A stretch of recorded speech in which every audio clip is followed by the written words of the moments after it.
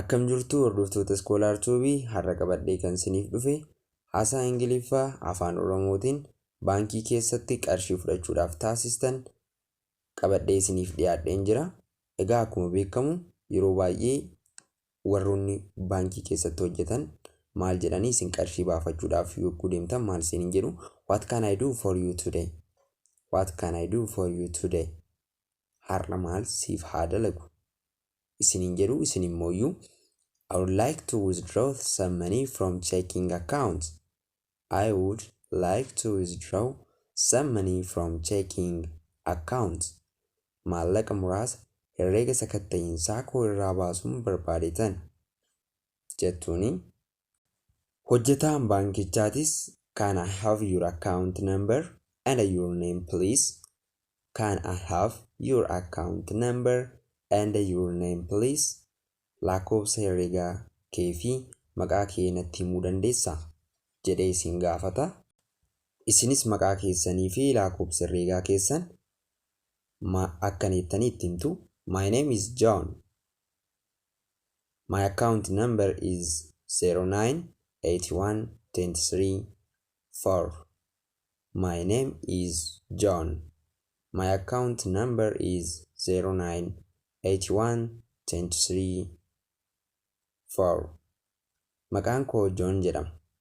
Lakkoofsi herreegaa koo 981 12 81 12 sorry 981 23 4 jettanii lakkoofsa herreegaa keessan itti himattu. Maqaa keessanis haala kanaan itti himattu. Lakkoofsa herreegaa keessanii fi maqaa keessan waan itti himattaniif immooyyuu inni jechuudha kompiitaraan erga wantoota adda addaa ilaaleen booda maal isiniin jedha. I can see your account. You need to sign in your check in the right amount of money. I can see your account. You need to sign in your check in the right amount of money. Herreega kee arguu danda'eera. Cheekii kee irratti hamma maallaqaatirraa gara mirgaatti mallatteessi. Isinis immooyyuu alright tole jettanii deebistuu fi sana booda cheekii irratti mallatteessitu jechuudha.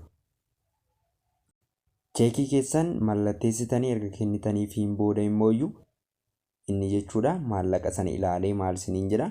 So you would like to withdraw $100 from your account. So you would like to withdraw $100 from your account. Isinis immooyyuu hamma maallaqa isin barbaaddan waan ta'eef yes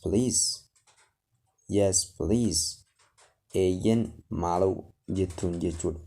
Sana booda immooyyuu qarshicha laakkaawee yoo isinitti kennu maal isiniin jedha. Here is your money. Here is your money. Maallaqni kee kinooti.